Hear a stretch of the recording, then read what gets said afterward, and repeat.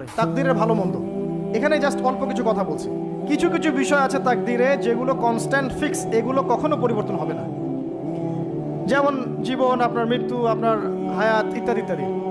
কিছু বিষয় আছে যেগুলো ঝুলন্ত, মুআল্লাকা, এগুলো ভালো কাজ দিয়ে পরিবর্তন হয়, দোয়া দিয়ে পরিবর্তন হয়, নেকির কাজ দিয়ে, তাকওয়া দিয়ে পরিবর্তন হয়। যেমন কেউ যদি আত্মীয়তার সম্পর্ক বজায় রাখে, তার রিজিক বাড়বে, তার হায়াতে বরকত হবে। এই যে কোরআনের কথা বললাম, কেউ যদি কোরআন বেশি বেশি তেলাওয়াত করে, কোরআন নিয়ে বেশি বেশি গবেষণা করে, তার হায়াতে রিজিকে বারাকা আসবে। কেউ যদি প্রতিবেশীর খোঁজ খবর নেয়, পিতামাতার সেবা করে, মা না থাকলে খালার সেবা করে, তারও বারাকা আসবে। কেউ যদি বেশি বেশি দোয়া করতে থাকে, আল্লাহর কাছে প্রচুর দোয়া করে, খালি দোয়া আর দোয়ার উপর থাকে, দেখবেন ও বিপদ আপদে কম পড়বে। আর বিপদ আপদ আসলেও দেখবেন আল্লাহ পাক গায়েবী মাদাতে দেখবেন কোনো না কোনোভাবে তাকে সেভ করে ফেলছে। কারণ দোয়া দিয়ে তাকদীর পরিবর্তন হতে পারে। আর কিছু বিষয় কনস্ট্যান্ট, এগুলো পরিবর্তন হবে না। এখানে কিছু মানুষ বলেছে তাকদীর বলতে কিচ্ছু নাই, মানুষ যা করবে তাই পাবে। তাকদীর বলতে কিচ্ছু নাই, মানুষ যা কাজ করবে সেটাই মানুষ পাবে, মানে মানুষের কর্মের স্বাধীনতাই চূড়ান্ত। তাকদীর বলতে আসলে কিছু নাই। এদেরকে বলা হয় কাদারিয়া। কি বলা হয়? কাদারিয়া। নবীজি বলেছেন, এরা যদি মারা যায় জানা যায় যাবে না, এরা যদি অসুস্থ হয় দেখতেও যাবে না, এরা হচ্ছে এই উম্মতের মাজুস, অগ্নি পূজারী। এরকম মানুষ আছে তো আমাদের মধ্যে, তাকদীরে বিশ্বাস করে না, মানুষের কর্ম যা তাই হবে। এটা দলিলও আছে আবার কোরআনে, ওয়ালাইসা লিল ইনসানি ইল্লা মা সাআ, মানুষ তার চেষ্টার বাইরে কিছু পাবে না। এটা হচ্ছে গরুর লেজ ছাগলের পিছনে লাগানো, আর ছাগলের লেজ গরুর পিছনে লাগানো, বাতিল কিয়াস, ইবলিসের মতো। আর একদল আছে যারা মনে করে কর্মের স্বাধীনতা বলতে কিচ্ছু নাই, তাকদীরই সব, যা আছে ভাগ্যে তাই হবে। আমার কাজের কোনো স্বাধীনতা নাই, আল্লাহ চাইলে ভালো করতে পারবো, না চাইলে পারবো না। চুরি করছি কেন? আল্লাহ তাকদীরে লিখছিলেন তাই চুরি করছি। জেনা করলাম কেন? ঘুষ খাইলাম কেন? দুর্নীতি কেন করে? আল্লাহ লিখছেন তাকদীরে তাই, আমার তো কিছু করার নাই। ওমর রাদিয়াল্লাহু আনহুর কাছে এরকম একজন ব্যক্তি আসছিলেন, একদিন বলছিলাম, এসে বলছে, আমি তো চুরি করি নাই, আল্লাহ তাকদীরে লিখছেন তাই আমি চোর হয়েছি। ইবনুল খাত্তাব তিনি বললেন যে ঠিক আছে, কোনো সমস্যা নাই, যে আল্লাহ তোমার তাকদীরে লিখেছেন তুমি চুরি করবা, সে আল্লাহ আমার তাকদীরে লিখেছেন আমি তোমার হাত কেটে ফেলবো। এই আর কি। এদেরকে বলা হয় আবার জাবারিয়া। এদের নাম কি? জাবারিয়া। এদেরও দলিল আছে, আম লিল ইনসানি মা তামান্না ফালিল্লাহিল আখিরাতু ওয়াল উলা, মানুষ যা চায় তাই কি সে পাবে? আল্লাহর হাতেই সমস্ত ক্ষমতা। মানে এরা হয়েছে কি, দুইজন দুই দুয়ারে চলে গেছে। এর মাঝখানে ব্যালেন্সটা কি? তাকদীর আল্লাহর হাতে। আল্লাহ পাক তাকদীর লিখেছেন আসমান জমিন সৃষ্টির 50,000 বছর আগে, এরপরে আবার মায়ের গর্ভে যখন রূহ আসে তখনও, তারপরে লাইলাতুল কদরে তাকদীর আবার বাজেট পেশ করা হয়। কিছু বিষয়ে কনস্ট্যান্ট আর কিছু বিষয় আছে মুআল্লাকা, কাজের মাধ্যমে আপনি পরিবর্তন করতে পারবেন। আর নবী সাল্লাল্লাহু আলাইহি ওয়াসাল্লাম বলেছেন সাহাবীদেরকে যে মানুষকে যে ফলাফলের জন্য সৃষ্টি করা হয়েছে, পৃথিবীতে তার কাজ সেরকমই হবে। মানে যাকে আল্লাহ পাক জান্নাতের জন্য সৃষ্টি করেছেন, পৃথিবীতে সে সেরকমই কাজ করতে থাকবে। যাকে আল্লাহ পাক জাহান্নামের জন্য সৃষ্টি করেছেন, বা যার তাকদীরে লেখা আছে সে জাহান্নামে যাবে, পৃথিবীতে তার কাজও তেমনই হবে। সূরা লাইলের মধ্যে দলিল আছে। এই 6টা বিষয় হচ্ছে ঈমানের পিলার, মনে থাকবে ইনশাআল্লাহ। আল্লাহর প্রতি বিশ্বাস, মালায়েকা, কুতুবিহি ওয়া রুসুলিহি ওয়াল ইয়াউমিল আখির ওয়াল কদরি খায়রি ওয়া শাররি। এই 6টা পিলারকে মনে বিশ্বাস করা, মুখে স্বীকার করা, আর কাজে বাস্তবায়ন করার নাম হচ্ছে ঈমান। মনে থাকবে ইনশাআল্লাহ। মনে বিশ্বাস, মুখে স্বীকার, আর কাজে বাস্তবায়নের নাম কি? ঈমান। শুধু মনে বিশ্বাস করি, কাজ নাই, ঈমান আছে? ঈমান আছে, নামাজ পড়ি না, চলবে? চলবে না। এখানে দুইটা দল আছে, ভালো করে বোঝেন এই জায়গাটা। এক দল হচ্ছে মনে করে জাস্ট মুখে লা ইলাহা ইল্লাল্লাহ একবার বললেই জান্নাত। কথা বুঝতে পারছেন? এদেরকে বলা হয় মুরজিয়া। কি বলা হয়? মুরজিয়া, মানে শৈথিল্যবাদী। আরেক দল আছে যারা মনে করে মানুষ কবিরা গুনাহ করলেই কাফের হয়ে যায়, এদেরকে বলা হয় খারেজি। কি বলা হয়? খারেজি। পৃথিবীতে যত দেশে দেশে এই যে জঙ্গিবাদ ছড়িয়ে পড়েছে, এর মূল আকীদা হচ্ছে এই যে খারেজি আকীদা। যারা মনে করে যে কেউ যদি কবিরা গুনাহ করে কাফের হয়ে যাবে, অতএব তাকে মারা জায়েজ আছে, এই জন্য তাকে মারা, তার রক্তকে হালাল মনে করা, তার সম্পদ লুটে নেওয়া, এগুলো ওরা জায়েজ মনে করে, নেকির কাজ মনে করে। এটা খারেজি আকীদা। আর মাঝখানের আকীদা হচ্ছে আহলে সুন্নাহ ওয়াল জামায়াতের আকীদা। সেটা হচ্ছে মনে বিশ্বাস, মুখে স্বীকৃতি, ঠিক আছে, এটা বেস। আর কাজ হচ্ছে ফুরু বা শাখা। কাজ করতে গিয়ে কারো ভুল ত্রুটি ভালো মন্দ হতে পারে, যদি কেউ কবিরা গুনাহ করে ফেলে তার জন্য তওবার দরজা খোলা আছে, সে কাফের হয়ে যাবে না, হায়েস্ট সে বরং ফাসেক বা জালেম হতে পারে। এই অবস্থায় মারা গেলে আল্লাহ তার বিচার করবে। এই হচ্ছে আহলুস সুন্নাহ ওয়াল জামায়াতের আকীদা। এরপরে ওই ব্যক্তি বলেন আপনি সত্য বলেছেন। আবার প্রশ্ন করলেন আখবিরনি আনিল ইহসান, ইহসান কাকে বলে? নবীজি উত্তর দিলেন আল ইহসান আন তা'বুদাল্লাহা কাআন্নাকা তারাহ। তিনি বললেন ইহসান হচ্ছে তুমি এমনভাবে আল্লাহর ইবাদত করবে যেন তুমি আল্লাহকে দেখতে পারছো। ওয়া ইল্লাম তাকুন তারা ফাইন্নাহু ইয়ারাক, তুমি যদি আল্লাহকে দেখতে না পারো বিশ্বাস রাখবে আল্লাহ তোমাকে দেখছেন। এই যে এই কনসিয়াসনেস, আল্লাহ কনসিয়াসনেস নিয়ে ইবাদত করার নাম হচ্ছে ইহসান। ইহসান যে ব্যক্তি আয়ত্ত করতে পারবে সে হবে মুহসিন, মুসলিম, মুমিন, মুত্তাকি, মুহসিন, একদম হাইয়েস্ট লেভেল। তাহলে এই হচ্ছে ইহসান। ইহসান যার মধ্যে থাকবে সে কিন্তু পাপ করতে পারে না খুব একটা। খেয়াল করে দেখেন, আন তা'বুদাল্লাহা কাআন্নাকা তারা, তুমি এমনভাবে আল্লাহর ইবাদত করবে যেন তুমি স্বয়ং আল্লাহকে দেখতে পারছো। আল্লাহকে যদি কেউ দেখতে পারতো সে কি কখনো আল্লাহর বিরুদ্ধে যেতে পারতো? এই বিষয়টাই হচ্ছে ইহসান। আর আল্লাহকে কেউ এই দুনিয়ায় খালি চোখে দেখতে পারবে না। এই জন্য আল্লাহ রাসূল বলেছেন যে ওয়া ইল্লাম তাকুন তারা, তুমি যদি তাকে দেখতে না পারো ফাইন্নাহু ইয়ারাক, তিনি তোমাকে অবশ্যই দেখছেন। আল্লাহকে হাজির নাজির জেনে ইবাদত করতে হবে। আল্লাহ পাক তৌফিক দান করুন, আমিন। প্রত্যেকটা কাজ, নামাজ, রোজা, হজ, যাকাত, জিকির, আজকার, তাসবিহ, তাহলিল, সবকিছু, ব্যবসা বাণিজ্য, চাকরি বাকরি যা আছে সব আল্লাহকে হাজির নাজির জেনে করলে মানুষ হারাম থেকে বেঁচে থাকতে পারবে ইনশাআল্লাহ। চতুর্থ প্রশ্ন করেছেন এই ব্যক্তি, আখবিরনি আনিস সাআহ, আমাকে কিয়ামত সম্পর্কে বলুন। নবীজি বলছেন মাল মাসউলু আনহা বিআ'লামা মিনাস সাইল, এই ব্যাপারে প্রশ্নকারী আর যে উত্তরদাতা এর বেশি কেউ কিছু জানে না। যাকে জিজ্ঞেস করা হচ্ছে আর যে জিজ্ঞাসা করছে তাদের জ্ঞান সমান। আমি আসলে জানি না কবে কিয়ামত হবে। কেউ জানে কবে কিয়ামত হবে? সূরা লুকমানের শেষে আছে না, ইন্নাল্লাহা ইনদাহু ইলমুস সাআহ ওয়া ইউনাজ্জিলুল গায়থ ওয়া ইয়ালামু মা ফিল আরহাম ওয়া মা তাদরি নাফসুম বিআইয়ি মাযা তাকসিবু গাদা ওয়া মা তাদরি নাফসুম বিআইয়ি আরদিন তামুত। পাঁচটা বিষয় আল্লাহ ছাড়া কেউ জানে না। কিয়ামত কবে হবে, বৃষ্টি কখন কোথায় বর্ষিত হবে, আগামীকাল কোন নফস কি অর্জন করবে কি হারাবে, কার মৃত্যু কোথায় হবে, এগুলো আল্লাহ ছাড়া কেউ জানে না। তো এই জন্য তিনি বলেছেন মাল মাসউলু আনহা বিআ'লামা মিনাস সাইল, এই বিষয়ে জিজ্ঞাসিত ব্যক্তি প্রশ্নকারীর চেয়ে বেশি জানে না। তিনি থেমে যান নাই প্রশ্নকারী, তিনি বলছেন আখবিরনি আন আমারাতিহা, আচ্ছা আপনার তো জানা নাই এক্স্যাক্টলি কবে কিয়ামত হবে, তাহলে আপনি বলেন এর কিছু আলামত বলেন, সায়েন্স বলেন। নবীজি বললেন দুইটা মাত্র, একটা হচ্ছে আউযু বিকালিমাতিল্লাহি তাম্মাতি মিন শাররি মা খালাক, এই দোয়াটা আউযু বিকালিমাতিল্লাহি তাম্মাতি মিন শাররি মা খালাক, তিনবার, সকালে 3, সন্ধ্যায় 3, 6। আরও আছে 7, হাসবি আল্লাহ লা ইলাহা ইল্লা হু আলাইহি তাওয়াক্কালতু ওয়া হুয়া রাব্বুল আরশিল আযীম, সকালে সন্ধ্যায় 7 বার করে। কয়বার করে? 7 বার করে। মনে থাকবে না, ভুলে যাবেন, ওই যে রেকর্ডিং দেখে নিয়েন। 7। 8 নাম্বার 3 বার, সকালে 3, রাত্রে 3, রাদিতু বিল্লাহি রাব্বান ওয়া বিল ইসলামি দীনান ওয়া বিমুহাম্মাদিন নাবিয়্যা। 8। 9 দরুদ শরীফ, আল্লাহুম্মা সাল্লি আলা মুহাম্মাদ ওয়া সাল্লিম, এতটুকু, আল্লাহুম্মা সাল্লি আলা মুহাম্মাদ ওয়া সাল্লিম, অথবা আল্লাহুম্মা সাল্লি ওয়া সাল্লিম আলা নবিয়িনা মুহাম্মাদ, সকালে 10, রাত্রে 10। আর একটা হচ্ছে সূরাতুল কাফিরুন। কোন সূরা?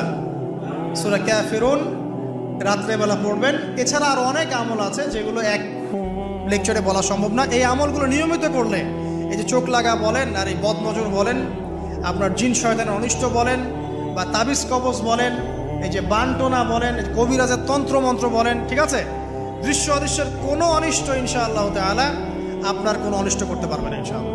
মনে থাকবে? আর সর্বশেষ কথা হচ্ছে নিজের বাসায় কোরআন তেলাওয়াত বাড়িয়ে দিবেন। সূরা বাকারা, সূরা আলে ইমরান ছাড়বেন না। কোন সূরা? সূরা বাকারা, সূরা আলে ইমরান। সূরা বাকারা, আলে ইমরান যে বাসায় তেলাওয়াত করা হয় শয়তান সেখান থেকে পালিয়ে যাবে ইনশাআল্লাহ। ঠিক আছে? আল্লাহ পাক আমাদের সবাইকে এই আমলগুলোর মধ্য দিয়ে রাতকে এনজয় করার তৌফিক দান করুন, এবং এভাবেই আমাদের জীবনের প্রতিটা রাতকে উপভোগ করার তৌফিক দান করুন। আর একটা দোয়া শিখাই দেই ইনশাআল্লাহ, এই দোয়া করলে রিজিক তো বাড়বেই ইনশাআল্লাহ। আপনার যত ঋণ আছে ইনশাআল্লাহ আল্লাহ পাক শোধ করে দিবেন। বিশ্বাস করলেন না? এই দোয়া শিখাই দিচ্ছি, এজন্য আমাকে হাদিয়া দেওয়া দরকার, স্পেশালি আমাকে এখন হাদিয়া দেওয়া দরকার। এটা গুরুত্বপূর্ণ দোয়া শিখাই দিচ্ছি। আলী রাদিয়াল্লাহু আনহু বলেছেন, কোনো ব্যক্তির যদি পাহাড়ের সমানও ঋণ থাকে, এই দোয়া যদি আমল করে, আল্লাহ পাক ওই ঋণও শোধ করে দিবেন ইনশাআল্লাহ। আর ঋণ কেমন জানেন? ওই যে এখন মানুষ ঋণ নিচ্ছে 1 কোটি টাকা ব্যাংক থেকে, 2 কোটি টাকা ব্যাংক থেকে, হ্যাঁ, কত বছর, 10 বছরের জন্য, 20 বছরের জন্য বাড়ি করছে, তাই না?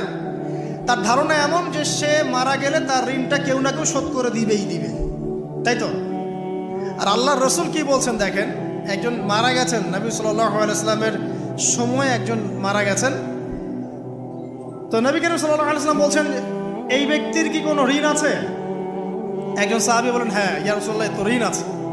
নবীজি বললেন, তোমরা ওর জানাজা পড়ো, আমাকে ডেকো না। তোমরা ওর জানাজা পড়ে নাও, আমি জানাজা পড়তে চাচ্ছি না। আমি এখন কেমন করে আপনাকে বুঝাবো ঋণ কত ভয়ঙ্কর জিনিস। আপনি যে ব্যাংক থেকে 3-4 কোটি টাকার লোন নিয়ে রাখছেন, লাখ লাখ টাকা লোন নিয়ে বসে আছেন, দিব্যি সুখে বসে আছেন, এমন চিন্তায় যে আপনার মৌত হবে না। আর নবী সাল্লাল্লাহু আলাইহি ওয়াসাল্লামের সময়ে একজন মারা যাচ্ছেন, তিনি বলছেন তোমরা জানাজা পড়ে নাও, আমি জানাজা পড়তে চাচ্ছি না। মানে ঋণগ্রস্ত ব্যক্তি জানাজাও তিনি পড়তেন না। তারপরে একজন এসে বললেন, ইয়া রাসূলুল্লাহ, আমি তার ঋণ শোধ করে দিব, তার যা ঋণ আছে আমি শোধ করে দিব। তখন নবী এসে জানাজা পড়লেন সাল্লাল্লাহু আলাইহি ওয়াসাল্লাম। তো আপনার এই কোটি কোটি টাকা ঋণ শোধ করার লোক তো রেডি আছে নাকি? আছে না? সমস্যা নেই, আপনার জানাজা পড়া হবে। কারণ হুজুরকে আপনি 5,000 টাকা দিবেন, হুজুর জানাজা পড়াই দিবে, কোনো সমস্যা নেই। তারপরে আপনার মিলাদও হবে, আপনার একটা বড়সড় দোয়াও হবে ইনশাআল্লাহ। কিন্তু আল্লাহ পাক বলেছেন, শহীদ, আল্লাহর পথে যুদ্ধ করে শহীদ হয়েছে, এই ব্যক্তির আত্মাও ঝুলে থাকে যতক্ষণ পর্যন্ত না তার ঋণটা শোধ করা হয়। এবার বলেন আমি কি বুঝাবো আপনাকে? আর কিছু বলতে হবে? তো এখন সেই দোয়া শিখাচ্ছি আপনাদেরকে, যে দোয়া শিখলে আপনারা ঋণ থেকে বাঁচবেন ইনশাআল্লাহ। কত দিবেন বলেন? আচ্ছা, হ্যাঁ, এই তো শুকরিয়া। দোয়া করবেন যেন আল্লাহ পাকের দিনটাকে আল্লাহর জমিনে প্রতিষ্ঠা করতে পারে।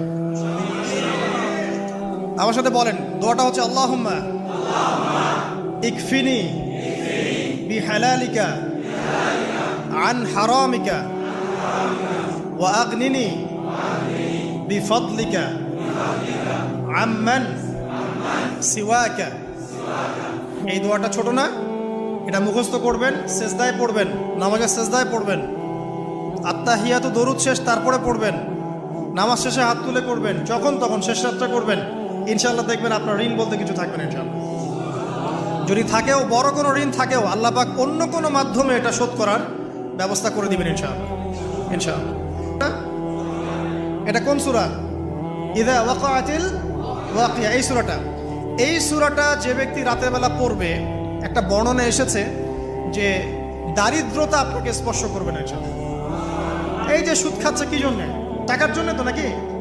টাকা পয়সা ধন দৌলত করবেন, এই তো আপনার উদ্দেশ্য নাকি? এই জন্যই তো মায়ের সাথে জানা করছেন, তাই তো? আল্লাহ বলছেন সূরা ওয়াকিয়া পড়েন, আপনার দারিদ্রতা দূর হয়ে যাবে ইনশাআল্লাহ। বিশ্বাস হচ্ছে না? রিজিক কার হাতে? না, রিজিক তো আমাদের হাতে। এটা মানুষ বিশ্বাস করে না আসলে, এটা মুখে বলে, মানুষ মুখে বলে রিজিক আল্লাহর হাতে। মানুষ যদি বিশ্বাস করতো রিজিক আল্লাহর হাতে, তাহলে মানুষ কেমন করে সুদ খাবে? ও মনে করছে রিজিক আমার হাতে, আমি যদি খাই সুদ তাহলে আমি গেইন করব, যদি না খাই তাহলে আমি দারিদ্রতায় ভুগবো নাকি? যদি আমি ঘুষ নেই তাহলে আমার উন্নতি হবে অর্থনৈতিক, যদি না নেই তাহলে আমি মরে যাব, না খেয়ে মরে যাব। যদি আমি দুর্নীতি করি তাহলে আমি বাঁচবো, আমার সন্তানরা ভালো থাকবে, যদি না করি আমি দারিদ্রতায় মরে যাব, তাই তো? এই কনসেপ্ট ছাড়া কেউ একটা কাজ এমনি করতে পারে নাকি? নিঃসন্দেহে আমরা মনে করি যে রিজিকের মালিক আমরা, আল্লাহ নয়। শুধু মুখের মধ্যে বলি যে রিজিকের মালিক আল্লাহ। রিজিকের মালিক যদি আল্লাহ হতো তাহলে আমি হালাল পথে থাকতাম এবং তাওয়াক্কুল করতাম যে আল্লাহ আমাকে যা রিজিক দিয়েছেন তা তো আসবেই, আসবে না? আসবেই। আমাকে, আপনাকে যদি আল্লাহ পাক, কি বলবো, এটা কোন জেলা? লালমনিরহাট। লালমনিরহাটের 100 একর জায়গায় যত ধান হয়, এতগুলো ধান যদি আপনার আমল নামায় লেখা থাকে, মানে আপনার আমল নাম হচ্ছে রিজিকে, তাকদিরে আপনার তাকদিরে যদি লেখা থাকে যে আপনি 100 একর জমির ধান খাবেন তারপর মরবেন, আছে না লেখা? আচ্ছা, একটা দানা কম বেশি হবে? আপনি যদি আল্লাহর প্রতি তাওয়াক্কুলই করেন তাহলে আপনি আল্লাহর পথে থাকবেন, বিশ্বাস করবেন যে আল্লাহ পাক যেটা লিখে রাখছে আমার তাকদিরে রিজিক, এর একটা দানা রেখেও আমি পৃথিবী থেকে যাব না, সিম্পল। তখন আপনার অন্য পথে যাওয়ার কোনো কারণ নাই। আর যখন আপনি বিশ্বাস করবেন না, না এটা আমার হাতে, আমি যত পরিশ্রম করব তত রিজিক বাড়বে, আমি যত ঘুষ নিব তত বাড়বে, যত সুদ খাবো তত বাড়বে, যত দুর্নীতি করবো তত বাড়বে, তখন তো রিজিকের এই পুরো দায়িত্বটা আল্লাহ পাক আপনার হাতে ছেড়ে দিবেন। আল্লাহ পাক আপনাকে কোনো বারাকা দিবেন না। ইয়ামহাকুল্লাহু রিবা ওয়া ইউরবিস সাদাকা। সদকা করলে সম্পদ বৃদ্ধি পায়, আর রিবার মধ্য দিয়ে সম্পদ ধ্বংস হয়ে যায়, একদম মাটিতে মিশে যায়। কিভাবে ধ্বংস হয় সেটা এখন আলোচনা করার সুযোগ নাই, সময় নাই। আমি ইনশাল্লাহ আরেকদিন শুধু রিবা নিয়ে আলাদা আলোচনা করবো ইনশাল্লাহ।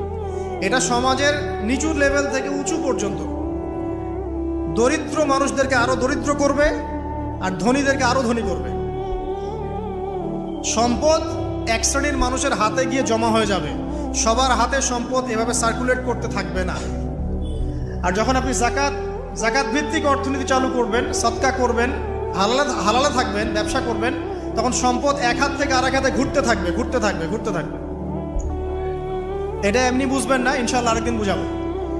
আসেন, যে দারিদ্রতা দূর করতে চান, সচ্ছলতা চান, কয়েকটা কাজ করেন। এই যে বললাম, 1 নাম্বার সূরাতুল ওয়াকিয়া তেলাওয়াত করেন, 5 ওয়াক্ত নামাজ জামাতে পড়েন, ডেইলি কিছু সময়ের জন্য কোরআন তেলাওয়াত করেন, আর আল্লাহর কাছে রিজিক চান, জিকির বেশি বাড়ায় দেন। পারবেন না ইনশাল্লাহ? তো রাত সংক্রান্ত নবী সাল্লাল্লাহু আলাইহি ওয়াসাল্লামের বেশ কিছু আমল আছে। এই আমলগুলো আল্লাহ পাক আমাদের সবাইকে করার তৌফিক দান করুন, আমিন। তার মধ্যে প্রথম আমলটা হচ্ছে, সূর্য ঢলে গেলে নবী করিম সাল্লাল্লাহু আলাইহি ওয়াসাল্লাম মাগরিবের সালাত আদায় করতেন, এবং সালাত আদায় করার পর নবী সাল্লাল্লাহু আলাইহি ওয়াসাল্লাম পুরো রাতের জন্য কিছু ইবাদত করতেন। তার মধ্যে অন্যতম হচ্ছে একবার আয়াতুল কুরসি তেলাওয়াত করা। আমাদের মধ্যে আয়াতুল কুরসি সবাই জানি তো? কোন সূরার কত নম্বর আয়াতকে আয়াতুল কুরসি বলে? সূরা বাকারার 255 নম্বর আয়াত। মাশাআল্লাহ। আয়াতুল কুরসির ব্যাপক ফজিলত আছে। যে ব্যক্তি প্রত্যেক ফরজ নামাজের পর, প্রত্যেক ফরজ সালাতের পরে যে ব্যক্তি আয়াতুল কুরসি তেলাওয়াত করবে, নবী করিম সাল্লাল্লাহু আলাইহি ওয়াসাল্লাম বলেছেন, সেই ব্যক্তির জান্নাতে যাওয়ার জন্য শুধু এতটুকু বাধা, সেটা হলো তার মউত। তার মৃত্যু হয়ে গেলেই ইনশাআল্লাহ সে জান্নাতে চলে যাবে। রাতের বেলা ঘুমানোর সময়ও আয়াতুল কুরসি তেলাওয়াত করতে হয়। এই হাদিসের রাবি হচ্ছেন আবু হুরায়রা রাদিয়াল্লাহু তাআলা আনহু, যাকে নবী সাল্লাল্লাহু আলাইহি ওয়াসাল্লাম গনিমতের মাল পাহারা দেওয়ার দায়িত্ব দিয়েছিলেন। তো প্রথম রাতে আবু হুরায়রা রাদিয়াল্লাহু আনহু লক্ষ্য করলেন যে মাল চুরি করার জন্য একজন এসেছে। তিনি চোরকে ধরলেন। চোর খুব অনুনয় বিনয় করলো যে আমার অবস্থা খুব খারাপ, খুব দরিদ্র, আমাকে ছেড়ে দাও। আবু হুরায়রা রাদিয়াল্লাহু আনহু তাকে ছেড়ে দিলেন। পরের রাতে সেই চোর আরও একবার আসলো, তিনি আবার তাকে ধরলেন, আবারও ছেড়ে দিলেন। তৃতীয় রাতে তিনি তাকে ধরলেন এবং বললেন, এবার তোমাকে আমি ছাড়বো না। তখন সেই ব্যক্তি, বিখ্যাত সাহাবী আবু হুরায়রা রাদিয়াল্লাহু আনহুকে বলছেন যে আমি তোমাকে বিশেষ একটা আমল শিখিয়ে দিব, যে আমলটা করলে পরে রাতের বেলা শয়তান তোমার নিকটবর্তী হবে না। তো আবু হুরায়রা রাদিয়াল্লাহু আনহু বলছেন, কি সেই আমল, শিখিয়ে দাও, যদি শিখিয়ে দাও তাহলে ছেড়ে দেব তোমাকে। তখন সেই ব্যক্তি বলছে যে রাতের বেলা কেউ যদি আয়াতুল কুরসি তেলাওয়াত করে ঘুমানোর সময়, সেই ব্যক্তির ধার কাছেও শয়তান আসবে না ইনশাআল্লাহ, এবং আল্লাহ পাকের পক্ষ থেকে একজন ফেরেশতা তাকে পাহারা দিবে ইনশাআল্লাহ। তো রাসূলুল্লাহ সাল্লাল্লাহু আলাইহি ওয়াসাল্লাম পরের দিন ফজরের নামাজে আবু হুরায়রা রাদিয়াল্লাহু আনহুকে দেখে মুচকি মুচকি হাসছেন যে তোমার রাতের সাথীর কি খবর। কারণ ওহীর মাধ্যমে নবী সাল্লাল্লাহু আলাইহি ওয়াসাল্লাম আগেই জেনেছেন কি হয়েছে গত রাতে। এটাই আল্লাহ পাকের ওয়াহি, যেটা কোনো বিজ্ঞান যুক্তি দর্শনের ব্যাখ্যায় আসবে না। আসবে না। তো আবু হুরায়রা রাদিয়াল্লাহু আনহু বলছেন যে আমি তো ইয়া রাসূলুল্লাহ তাকে ছেড়ে দিয়েছিলাম, পরে আবার এসেছে, আবার ধরেছি, আবার ছেড়ে দিয়েছি, আবার এসেছে। এবার ছাড়বো না পণ করেছিলাম, কিন্তু এবার সে আমাকে একটা আমল শিখিয়ে দিয়েছিল, তো এই আমল শেখানোর বদৌলতে আমি ওকে ছেড়ে দিয়েছি। কি আমল? রাতের বেলা আয়াতুল কুরসি তেলাওয়াত করলে শয়তান নিকটবর্তী হবে না, এবং রাতের বেলা একজন ফেরেশতা আল্লাহর পক্ষ থেকে ওই ব্যক্তিকে পাহারা দিবে ইনশাআল্লাহ। তো রাসূলুল্লাহ সাল্লাল্লাহু আলাইহি ওয়াসাল্লাম বলছেন এই কথা শুনে যে তোমার কাছে এসেছিল সে হচ্ছে ইবলিস, শয়তান। সে যতগুলো কথা বলে তার বেশিরভাগ কথাই সে মিথ্যা বলে, তবে এই কথাটা সে সত্য বলেছে। তার মানে আয়াতুল কুরসির ফজিলত কে জানিয়ে দিল? তাহলে জ্ঞান যদি সত্য হয়, জ্ঞানটা যদি সত্য হয়, মানে আল্লাহ এবং তার রাসূলের দলিল থাকে সেখানে, তো সেই সত্য জ্ঞানটা নেয়ার ব্যাপারে কোনো প্রতিবন্ধকতা থাকবে? থাকবে না। যে কোনো ব্যক্তি এমন কোনো কথা বলুক যেটা কোরআন এবং সুন্নাহর সাথে মিলে গেছে, এই কথা নিতে কি কোনো আপত্তি আছে? নাই। আর যে কোনো ব্যক্তি যত বড় আলেম হোক আর স্কলার হোক আর বুদ্ধিজীবী হোক না কেন, তার কথা যদি কোরআন সুন্নাহর সাথে না মেলে সেই কথাকে আমরা গ্রহণ করব? এই সহজ কথাটা মেনে নিলে কিন্তু মুসলিমদের মাঝে কোনো ইখতিলাফ থাকে না। তারপরেও হয়তো কিছু মতপার্থক্য থাকবে, সেটা ইসলামের সৌন্দর্য, সেটা ইসলামের সৌন্দর্য। যেমন আপনি ফজরের আগে বেতরের নামাজ পড়ছেন, তাহাজ্জুদের নামাজ পড়ে বেতরের নামাজ পড়ছেন, তারপরে 2 রাকাত সুন্নত পড়ছেন, তারপরে ফরজ পড়ছেন, ঠিক আছে? এই আমলটা নবী সাল্লাল্লাহু আলাইহি ওয়াসাল্লাম কর্তৃক স্বীকৃত এবং সুন্নাহ। এখন কেউ যদি ঘুমানোর আগেই বেতের নামাজ পড়ে ফেলে, ঘুমানোর আগেই সে বেতের নামাজ পড়ে ফেলে, শেষ রাত্রে যদি নফল নামাজ পড়ার সুযোগ হয় পড়লো, পরে সুন্নত পড়ে ফজরের 2 রাকাত ফরজ পড়লো, তার আমল কি বাতিল? তো বেতরের নামাজ ঘুমানোর আগে পড়লেও চলে, শেষ রাত্রে পড়লেও চলে। ইসলামের এটা সৌন্দর্য না? সৌন্দর্য। মনে করেন যে আপনি জোহরের আগে, ফরজ নামাজের আগে 4 রাকাত সুন্নত পড়লেন, পড়েন না? আচ্ছা, এটা হাদিস থেকে প্রমাণিত তো? আচ্ছা, কেউ যদি 2 রাকাত সুন্নত পড়ে হবে না? হবে না? এটার হাদিস নাই? আছে। তাহলে এটা সৌন্দর্য না? এটা সৌন্দর্য। কখন এটা আমল করলেন, কখন ওইটা আমল করলেন। আচ্ছা, এরকম বলতে গেলে রাত শেষ হয়ে যাবে আসলে। মানে অসংখ্য আমল আছে যেগুলো ইসলামের সৌন্দর্য। রাসূলুল্লাহ সাল্লাল্লাহু আলাইহি ওয়াসাল্লাম সাহাবায়ে কেরামের যুগে এভাবেই সাহাবীরা আমল করেছে। আর এখন কি হয়েছে, আমরা যে হাতির 7 কানার হাতি দেখার গল্প আছে না? কেউ বলেছে হাতি হচ্ছে খাম্বার মতো, কেউ বলেছে কুলার মতো। আসলে পুরো হাতি সম্পর্কে এদের কারোই ধারণা ছিল না। আমাদের সমস্যা হচ্ছে আমরা ইসলামের অংশ বিশেষকে ফলো করি, এর বাইরে কিছু পেলে আমরা মনে করি সেটা আর ইসলামে নাই। তাই হয় না? আমি যতটুকু জানি বুঝি এতটুকু আমল করি, এর বাইরে যদি কোনো দলিল থাকেও সেটা মানার ব্যাপারে আমাদের আগ্রহ থাকে না। তখনই কিন্তু ইসলামকে নিয়ে আমরা এই যে দলীয়করণে চলে যাই, আর আস্তে আস্তে মুসলিম উম্মার ঐক্যটা নষ্ট হয়। ঐক্য নষ্ট হতে হতে আজকে কি অবস্থাটা দেখতেই পাচ্ছি। তো আগে ওই জায়গাটা শেষ করি। নবী করিম সাল্লাল্লাহু আলাইহি ওয়াসাল্লাম রাতের বেলা এই আমলটা করতেন। কি করতেন? আয়াতুল কুরসি তেলাওয়াত করতেন। আরেকটা গুরুত্বপূর্ণ আমল, সেটা হচ্ছে সূরা বাকারার শেষের 3টা আয়াত তেলাওয়াত করতেন। কয়টা আয়াত? কোন কোন হাদিসে আছে 2টা আয়াত। এই যে 3টা আয়াত কোন হাদিসে, আবার কোন হাদিসে 2টা আয়াত। কেউ যদি 2টা পড়ে তার আমল কি বাতিল হবে? আর যদি কেউ 3টা পড়ে আরো ভালো, উত্তম। ঠিক আছে, তো শেষের 3টা আয়াত হচ্ছে লিল্লাহি মা ফিস সামাওয়াতি, এখান থেকে নিয়ে ফানসুরনা আলাল কওমিল কাফিরিন পর্যন্ত। নবী সাল্লাল্লাহু আলাইহি ওয়াসাল্লাম বলেছেন রাতের বেলা কেউ যদি এই আমলটুকু করে, শুধু এতটুকুই পড়ে, সূরা বাকারার শেষের 3টা আয়াত বা 2টো আয়াত, সারা রাতের জন্য যথেষ্ট হয়ে যাবে ইনশাআল্লাহ। মানে সারা রাত নফল পড়লে যে নেকি হইতো, আপনার এই আমলটা করলে সে নেকি হয়ে যাবে ইনশাআল্লাহ। এবং আরেকটা ব্যাখ্যা হচ্ছে সারা রাতের দৃশ্য অদৃশ্যের যে ক্ষতি আছে, দৃশ্য অদৃশ্যের অনেক ক্ষতি আছে, এগুলো এখনকার সায়েন্স বিশ্বাস করে না। আর সায়েন্স বিশ্বাস করে না বলে যে আমরা বিশ্বাস করবো না এমনটাও নয়, ঠিক আছে? নবী সাল্লাল্লাহু আলাইহি ওয়াসাল্লাম বলেছেন রাতের বেলা তোমরা বাচ্চাদেরকে সন্ধ্যাবেলা ছেড়ে দিও না, সন্ধ্যাবেলা বাচ্চাদেরকে ছেড়ে দিও না, আগে ভালো করে সন্ধ্যাটা হয়ে যাক, যদি ছাড়তে হয় তারপর ছেড়ো।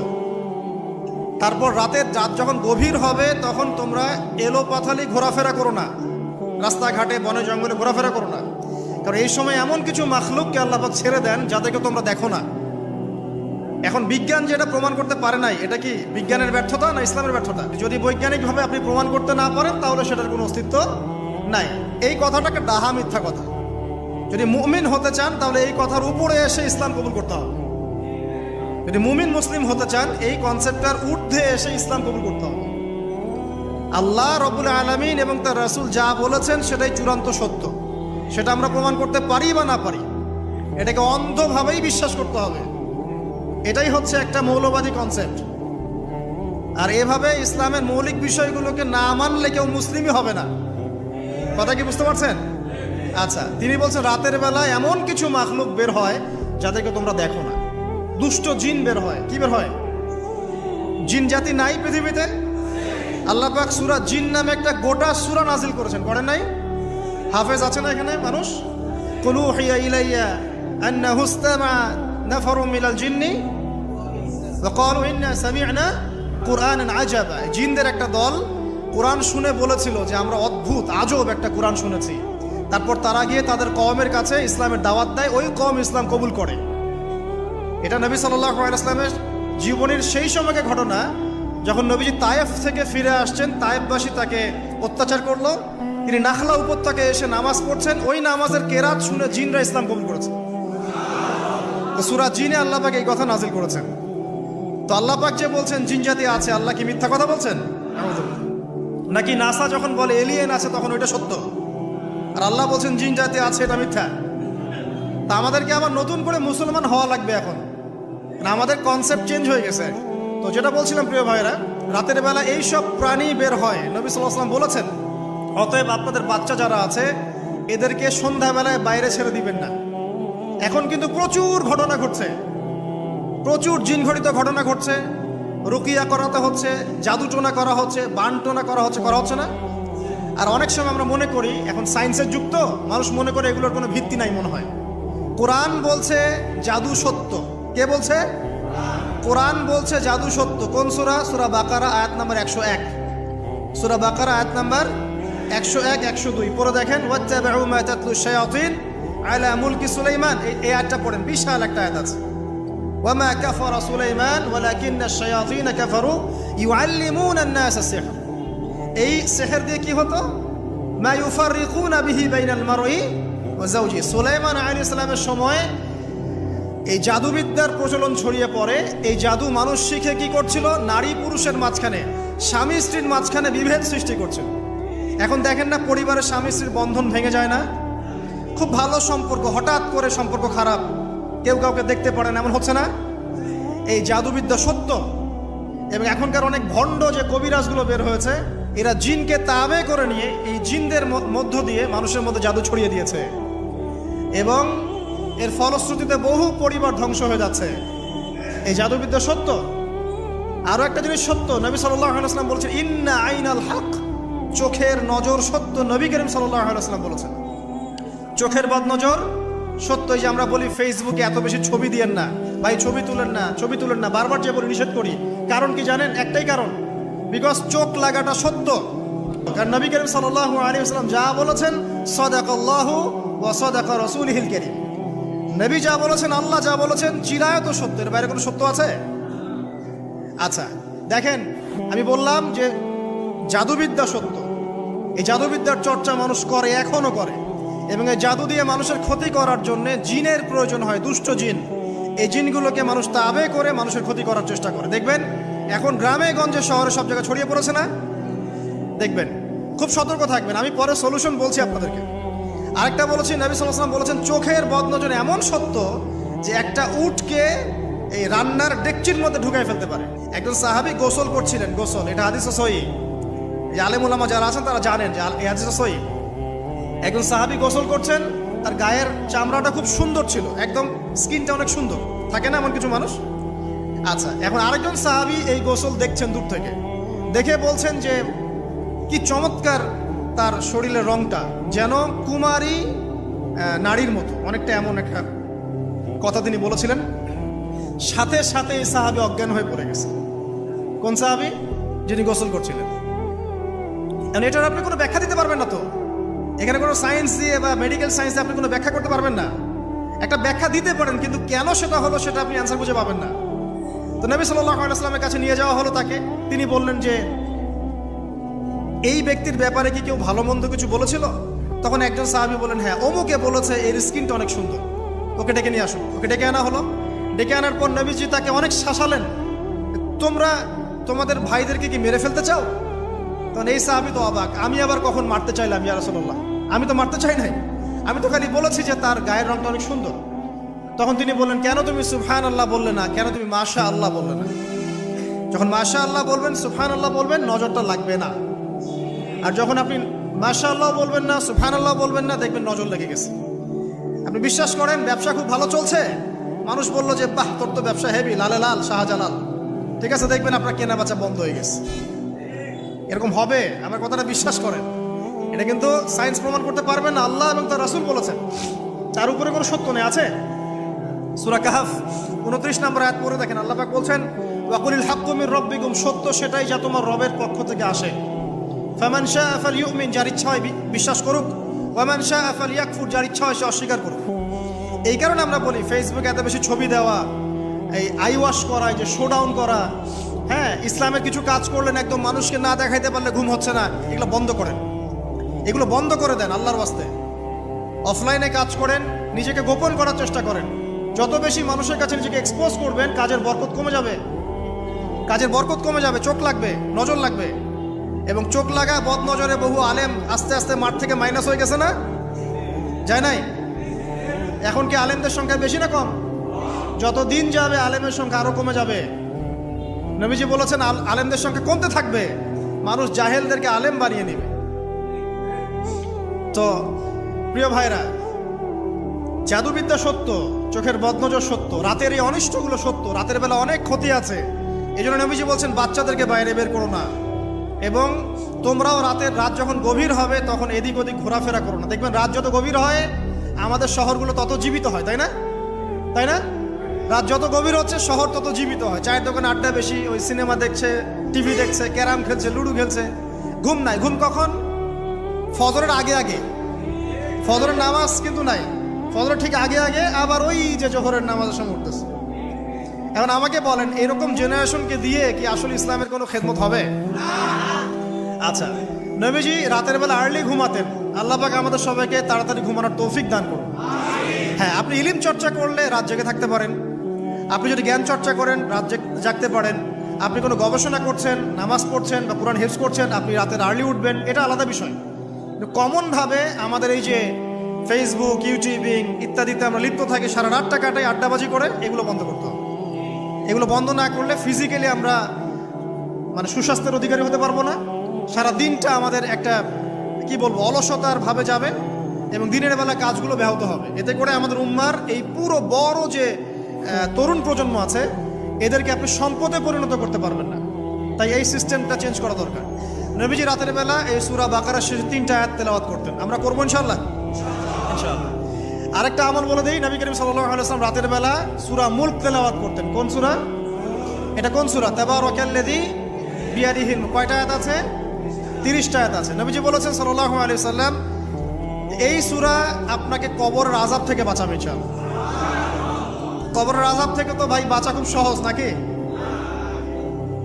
আমাদের মধ্যে এমন কেউ নাই, শোনেন, আমাদের মধ্যে এমন কেউ নাই, আলেম জালেম, মুফতি মুহাদ্দিস, রাজনৈতিক নেতা, পলিটিশিয়ান, বিরোধী দল, জাতি, তারপরে যে সরকার দল, যে আছে না কেন, কবরের শাস্তি ফেস করবেন এমন একটা মানুষ নাই, কেউ নাই পৃথিবীতে। এই যে আপনি দেখছেন ওই যে কি ইসরায়েলের প্রধানমন্ত্রী, ওই রাশিয়ার প্রধানমন্ত্রী, ওই চায়নার সভ্যতা, পশ্চিমা সভ্যতা, এমন কেউ নাই পৃথিবীতে এখন যাকে কবরের শাস্তি ভোগ করতে হবে না। আছে? আর আমাদের তো ভাই কবরে সবাই সাথে যাবে না, গার্লফ্রেন্ড যাবে না, বাপ মা ভাই বোন সবাই যাবে না। একজন ব্যক্তি সুদ খাচ্ছে, জিজ্ঞাসা করে দেখেন কেন খায়, বলবে তার সন্তানের জন্য খায়, তার বউয়ের জন্য খায়, তার মা বাবাকে দেখতে হবে তাই খায়, তাই না? একজন ব্যক্তি ঘুষ খায়, বলবে আমার পরিবারের জন্য খাই। একজন দুর্নীতি করছে, পুকুর চুরি করছে, বলবে দুর্নীতি করছে আমার পরিবারের জন্য খাই, পরিবার ভালো থাকবে। সবার একই এক্সকিউজ, যে পরিবার যেন ভালো থাকে। আমার সন্তানরা যেন ভালো থাকে, আগামী প্রজন্মের জন্য কিছু রেখে যেতে পারি, তাই না? এরকম একটা মানুষও কি আপনার সাথে কবরে যাবে? তাহলে এই বোকা মানুষ কেন বোঝে না যে আপনার কবরে আপনাকেই যেতে হবে? তাহলে আপনি কি কারণে, অন্যের কারণে নিজের পরকাল নষ্ট করছেন? অন্যের সুখের জন্য আপনি আপনার পরকাল নষ্ট করছেন। সুদ খাচ্ছেন, দিব্যি মায়ের সাথে জেনা করছেন। আপনাদের এলাকায় নাকি সুদের সমস্যা অনেক বেশি। কয়েকটা হাদিস বলে দেই, আমি ওদেরকে আক্রমণ করতে আসি না, আমি শুধু তাদেরকে 3টা হাদিস শোনাতে এসেছি। 1 নম্বর হাদিস শোনেন। আল্লাহর নবী মুহাম্মদ সাল্লাল্লাহু আলাইহি ওয়াসাল্লাম বলেছেন, সুদের পাপের 73টা শাখা আছে। কয়টা? কোন হাদিসে 70টাও আছে, কোন হাদিসে 73টা আছে। বলছেন যে সবচেয়ে নিচের শাখাটা হচ্ছে, সুদের পাপের সবচেয়ে নিচের শাখা হচ্ছে যে যেন কোনো ব্যক্তি তার মাকে রেপ করলো, তার মাকে ধর্ষণ করলো। 1 দিরহাম যে ব্যক্তি সুদ খায়, সহিহ বুখারীতে আরেকটা হাদিস এসেছে, সে যেন 36টা মেয়েকে ধর্ষণ করলো। চ্যালেঞ্জ করবেন? নবীজি বলেছেন, 1টা দিরহাম যে ব্যক্তি সুদ খায়, দিরহাম মানে কি? রৌপ্য মুদ্রা। এটা এখন দেখতে পারবেন না, জাদুঘরে আছে, কাগজের মানি সব। এক সময় ছিল দিরহাম। কি ছিল? ওই যে বিখ্যাত একজন খলিফা ছিলেন হারুনুর রশিদ, নাম শুনেছেন? বলা হয় যে হারুনুর রশিদ আব্বাসী খলিফাতের সময় ছিলেন উনি। বলা হয় যে উনি প্রতিদিন 1000 দিরহাম মানুষকে দান করতেন, আর দৈনিক 100 রাকাত নফল নামাজ পড়তেন। ওই যে দিরহাম মানে একটা রৌপ্য মুদ্রা। তো 1 দিরহাম যে ব্যক্তি সুদ খায়, বলা হচ্ছে যে সে ব্যক্তি যেন 36টা মেয়েকে ধর্ষণ করলো বা 36 বার জেনা করলো। আরেকটা হাদিসে এসেছে, এটা কোরআনেও আছে, হাদিসে তো আছেই, কোরআনেও আছে। কি সেটা? আল্লাহ পাক বলছেন, ইয়া আইয়ুহাল্লাযীনা আমানু, হে মুমিনগণ, ইত্তাকুল্লাহ, তোমরা আল্লাহকে ভয় করো। ওয়া যারু মা বাকিয়া মিনার রিবা, সুদের অবশিষ্ট যে টাকা পয়সাগুলো আছে, চক্রবৃদ্ধি হারে যে সুদ খাচ্ছ, ছেড়ে দাও, ছেড়ে দাও। কারণ ওয়া ইল্লাম তাফআলু, যদি তোমরা এটা না করো, তাহলে ফাযানু বিহারবিন মিনাল্লাহি ওয়া রাসূলিহি, তাহলে আল্লাহ এবং তার রাসূলের সাথে যুদ্ধের ঘোষণা শুনে রাখো। এই যে সুদের পাপের সবচেয়ে উঁচু শাখাটা হচ্ছে এটা। সবচেয়ে উঁচু শাখা হচ্ছে যে ব্যক্তি সুদ খাচ্ছে, যে দিচ্ছে, যে লিখে রাখছে এবং যে সাক্ষী থাকছে, 4 জনকে নবীজি বলেছেন সমান পাপী, এবং প্রতি দিরহামে এরা 36 বার করে ধর্ষণের পাপ লেখা হচ্ছে। এখন আমি বলি, একটা ব্যক্তি যদি আপনাদের এলাকায় পাওয়া যায়, একজন ব্যক্তি বা একজন ছেলে হোক আর মেয়ে হোক, একটা ব্যক্তি পাওয়া যায় যে ব্যক্তি নিয়মিত জেনা করে, আপনি তাকে কিভাবে ট্রিট করবেন? আপনি কি তাকে সম্মান করবেন? তাকে সালাম দিবেন? তার বাসায় গিয়ে খাবেন? সে যদি আপনাকে দাওয়াত করে খাওয়ায়, খাবেন? একটা মেয়ে যদি একবার জেনা করে, আপনি তার সাথে এরকম করবেন? আর আপনি প্রতিদিন সুদ খাচ্ছেন, প্রতিদিন জেনা করছেন, কিন্তু আপনার কোনো ফিলিংস নাই। ফিলিংস নাই কেন আমি সেটা বলি। ফিলিংস নাই কেন সেটা আমি বলছি আপনাকে। ফিলিংস নাই এই কারণে যে আপনার এই দেহটার ভিতরে একটা আত্মা আছে, রূহ আছে না? একটা কলব বলে একটা কথা আছে না? এই কলবটা আপনার মরে গেছে, জীবিত নাই। আপনার দেহের মধ্যে কোনো কলব নাই, বা কলব থাকলেও সেটা মুর্দা, এটা জিন্দা না। এটা জিন্দা হবে কোথায়? ওই আল্লাহওয়ালা মানুষের কাছে যান, গিয়ে দেখবেন তিনি আপনাকে মৌতের কথা স্মরণ করাবে, কোরআন ধরায় দিবে, জিকির ধরায় দিবে, নামাজ ধরায় দিবে। আস্তে আস্তে দেখবেন আপনার কলবটা আবার জিন্দা হবে। এই মৃত কলব নিয়ে আপনাকে নসিহত করে আমারও কোনো লাভ নাই। আমি যে নসিহত করছি আসলে কোনো লাভ নাই, কারণ আপনার কলবটা মৃত। আগে কলবটা জিন্দা করতে হবে। কলব জিন্দা হবে 2টা কাজ, মাত্র 2টা কাজ। 1, বেশি বেশি কোরআন তেলাওয়াত। পারা যাবে ইনশাআল্লাহ? আল্লাহ আমাকে তৌফিক দেখ, আপনাদেরকে তৌফিক দেখ। আরেকটা হচ্ছে 2, বেশি বেশি আল্লাহর জিকির। বেশি বেশি আল্লাহর জিকির, চলতে ফিরতে সুবহানাল্লাহ, আলহামদুলিল্লাহ, আল্লাহু আকবার, লা ইলাহা ইল্লাল্লাহ, লা হাওলা ওয়ালা কুওয়াতা ইল্লা বিল্লাহ, হাসবুনাল্লাহু ওয়া নি'মাল ওয়াকিল। মানে চলতে ফিরতে, আস্তাগফিরুল্লাহ ওয়া আতুবু ইলাইহি। ঠিক আছে? যত জিকির জানেন চলতে ফিরতে করতে থাকেন, কলব জিন্দা হবে ইনশাআল্লাহ। কলব জিন্দা না হলে নসিহত ঢুকে না ভিতরে। এই যে আপনি একটা কথা শুনছেন, আপনি নসিহত গ্রহণ করছেন, আরেক ভাই শুনছে, গ্রহণ করছে না। কারণ কি জানেন? আপনার কলবটা জিন্দা, তার কলবটা মুর্দা। এতটুকু পারত। হ্যাঁ, কোরআন সুন্নাহ সবার কাছে আছে না? তো সবাই তো পড়ে হেদায়েত পাচ্ছে না। পাচ্ছে না। কিছু মানুষ পাচ্ছে, কিছু মানুষ পাচ্ছে না। কারণ কি? কারণ 1, তার মনের মধ্যে অনেস্টি নাই, সততা নাই। 2 হচ্ছে তার কলবটা মুর্দা। যদি কলবটা জিন্দা হতো এবং মনের মধ্যে সততা থাকতো, আল্লাহ পাক তাকে হেদায়েত দিতেন ইনশাআল্লাহ।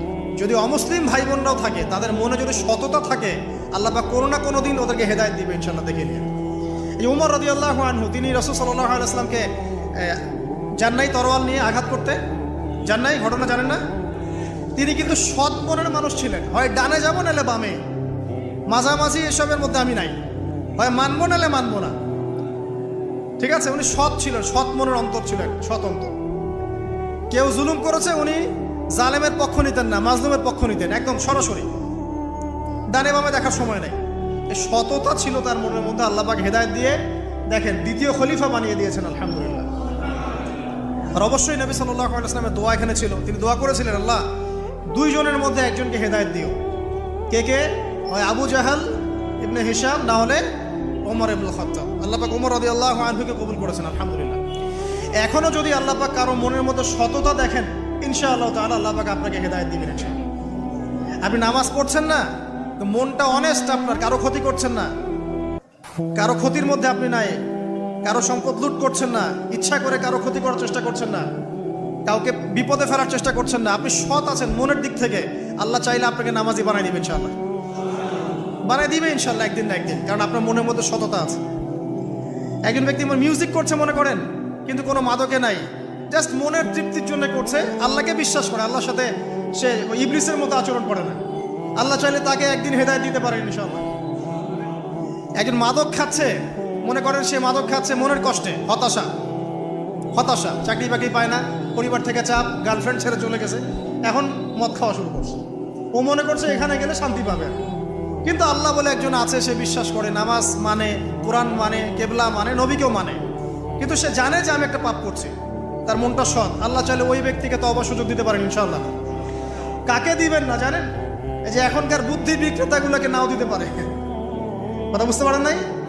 যারা জানে যে কোরআন সত্য, যারা জানে যে হাদিস সত্য, যারা জানে ইসলামী চূড়ান্ত ধর্ম, যারা জানে সত্য মিথ্যা চূড়ান্ত মানদণ্ড আল্লাহর ওহী, তারপরেও দুনিয়ার স্বার্থে, পলিটিক্যাল স্বার্থে, সমাজের স্বার্থে সে ইসলামের বিরোধিতা করছে, আল্লাহ পাক এদেরকে হেদায়েত দিবে না।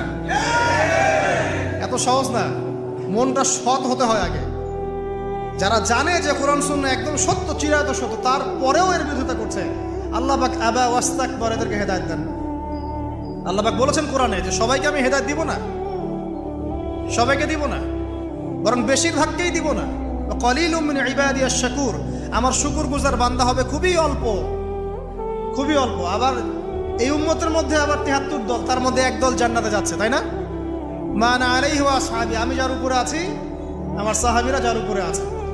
আল্লাহ পাক আমাদের সবাইকে একটা সৎ হৃদয়ে লালন করার তৌফিক দান করুন। যেটা জানি না হয়তো আমল করতে পারছি না, জেনেছি কোরআনে আছে, জেনেছি হাদিসে আছে, জেনেছি এটা ইসলাম, মানবো ইনশাআল্লাহ। এটা আমার বুঝে আসুক বা না আসুক, আমি বুঝে আসুক বা না আসুক। আর জানছি এটা অন্যায়, এটা অশ্লীলতা, এটা পাপাচার, এটা নাজায়েজ, কোরআন সুন্নাহর মানদণ্ডে এটা চলে না, বাস চলে না, কোরআন সুন্নাহ চলে না, আমিও মানবো না, সিম্পল। আর কোরআন সুন্নাহ চলে না, কেউ যদি জোর করে মানায়, তখন কি করব? তখন হাতটা তুলবেন শেষ রাত্রে হাতটা তুলে বলবেন, আল্লাহুম্মা ইন্না নাজআলুকা ফি নুহুরিহিম ওয়া নাউযু বিকা মিন শুরুরিহিম। আল্লাহ, আমি তোমাকে এই শত্রুদের সামনে দাঁড় করায় দিলাম, তুমি এখন বুঝো। কথা বুঝতে পারেন নাই? আপনি আল্লাহকে বলবেন, আল্লাহ আমরা তোমাকে ইসলামের বিরোধী শক্তি আর মুসলিমদের মাঝখানে দাঁড় করায় দিলাম, তুমি এদের সাথে বোঝাপড়া করো। আল্লাহ, আমার ক্ষমতা নাই। আল্লাহ পাক পারবেন না? আল্লাহ দুর্বল নাকি? অথবা বলবেন, আল্লাহুম্মা কফিনিহিম বিমা শি'তা, আল্লাহ যেভাবে ইচ্ছা তুমি এদের বিরুদ্ধে আমার জন্য যথেষ্ট হয়ে যাও। এই দোয়াটা কে করছিল? কে বলতে পারবেন? সূরা বুরুজ পড়েছেন? সূরা বুরুজ একটা বালকের কথা আছে না? ওই বালককে যে তীর মারা হলো, ওই বালককে মারা হয়, বালক মরে না, পাহাড় থেকে ফেলে দেয়, মরে না, সমুদ্রে ফেলে দেয়, মরে না। পরে বালক বলল যে একটা কাজ করেন, রাজাকে বলছে একটা কাজ করেন, সব জনগণকে মাঠে জড়ো করেন, তারপরে একটা তীর নেন, নিয়ে বলেন যে বিসমিল্লাহি রব্বি হাযাল গোলাম, এই বালকের রবের নামে আমি তীর ছুড়লাম, এটা বলেন, আমি মারা যাব। এই বালক নিজের জীবনটা উৎসর্গ করলো এভাবে। তখন ওই স্বৈরাচারী শাসক সে কি করলো? ওই তীরটা বের করে বলছে বিসমিল্লাহি রব্বি হাযাল গোলাম, বলে তীর ছুড়লো, বালকটা মারা গেল, বালকটা শহীদ হয়ে গেল। এবং এই দৃশ্য দেখে সমস্ত এলাকার মানুষ বুঝলো যে আসলে এই রাজা আল্লাহ নয়, এর উপরে একজন আল্লাহ আছে, যার নামে তীর ছুড়লে সে মরছে। তখন এই সবগুলো লোক মুসলিম হয়ে যায়। তারপর ওই রাজা কি করেছে? এই সবাইকে আগুনে ফেলে দিয়েছিল। পড়ে দেখেন, তাফসীর ইবনে কাসির পড়েন, জালালাইল পড়েন, এই যে মারিফুল কোরআন পড়েন। মারিফুল কোরআন নাই বাসায়? মারিফুল কোরআন পড়েন। ওখানে দেখেন সবাইকে আগুনে ফেলে দিয়েছে, শেষমেশ একজন মা আর তার কোলে একটা বাচ্চা। তো মা এখন লাফ দিতে ভয় পাচ্ছে, বাচ্চা আছে কোলে। ঠিক সেই মুহূর্তে ওই বাচ্চা কথা বলে উঠেছে। সে বাচ্চা বলেছে, হে আম্মা, তুমি লাফ দাও, ভয় পেও না, যে আগুন তুমি দেখছো এর নিচে জান্নাত আছে। ইতিহাসে 3 জন শিশু কথা বলেছে, দুগ্ধপোষ্য শিশু, তার মধ্যে এই বাচ্চাটা একজন। আরেকজনকে কে বলতে পারবেন? ঈসা ইবনে মারইয়াম, তিনি কথা বলেছেন না? কথা বলেছেন। তো আল্লাহ পাক চাইলে এটা করতে পারেন না? এমনটা বিজ্ঞান বলবে যে একটা বাচ্চা কথা বলতে পারে, 2 মাসের বাচ্চা? তার মানে আল্লাহ ভুল, বিজ্ঞান সত্য? না বিজ্ঞান ভুল, আল্লাহ সত্য? কোনটা? আপনাদের আকীদা ঠিক করেন। এক কথা, কোরআন সুন্নায় যা আছে এর বাইরে সত্যের কোনো উৎস নাই। আছে?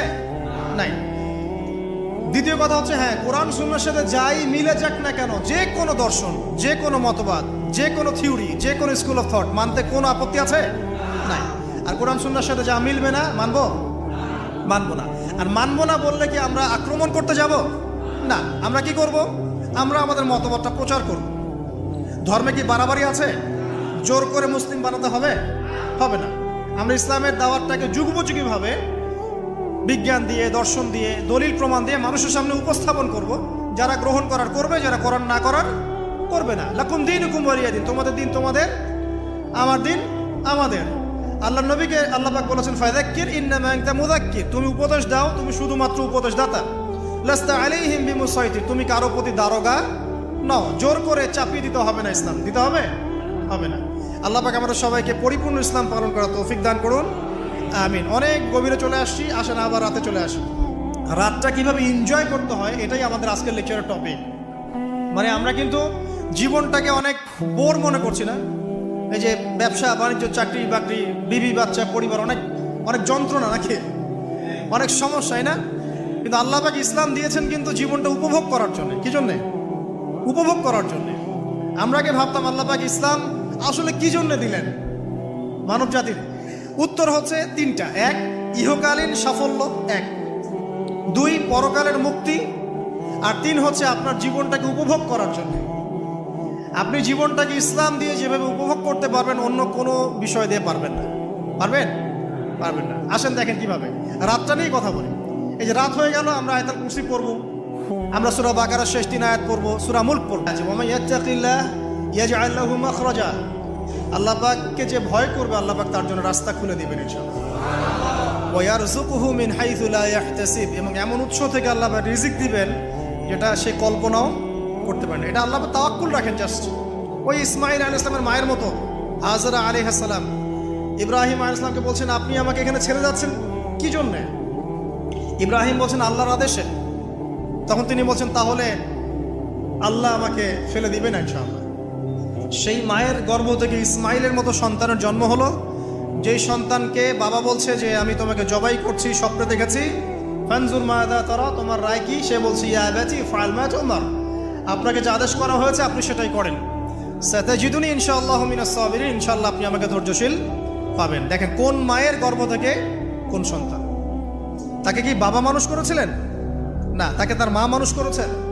তো ওই রকম তাওয়াক্কুলকারিনী হাজরা আলাইহিস সালামের মতো মা যদি ঘরে ঘরে থাকে, বোন আর স্ত্রী ঘরে ঘরে থাকে, তখন ইসমাইলি প্রজন্ম আসবে ইনশাআল্লাহ।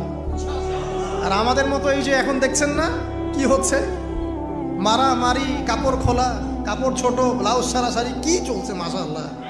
মানে কি যে চলছে ভাই জগতে এখন, বলতেও গা গিনগিন করে, ভাবতেও গা গিনগিন করে। কিছু মানে কিছু নসিহত করব, এটাতেও মন থেকে একটা বাধা চলে আসে, আসলে কি করব, কি বলবো। মানে একটা বিষয় থাকে না যে পরিস্থিতি এমন খারাপ যে কথা বলার ভাষ্য থাকে না এমন একটা, যে আপনি হতবাক হয়ে গেছেন, বাকরুদ্ধ, আর কি বলবেন। এখন এই বাকরুদ্ধ হওয়ার সময় চলতেছে, বাকরুদ্ধ হওয়ার সময়। মানে বলার আর কি নাই, কিছু নাই, কি বলবেন। আস্তে আস্তে কাপড় খুলতে খুলতে খুলতে খুলতে খুলতে খুলতে এখন বিকিনি পরে ঘুরতে চায়। ওটা কি লজ্জাশীলতার পরিচয় হলো? ওইটুকুই বা পড়ার কি দরকার? আশ্চর্য একটা বিষয়।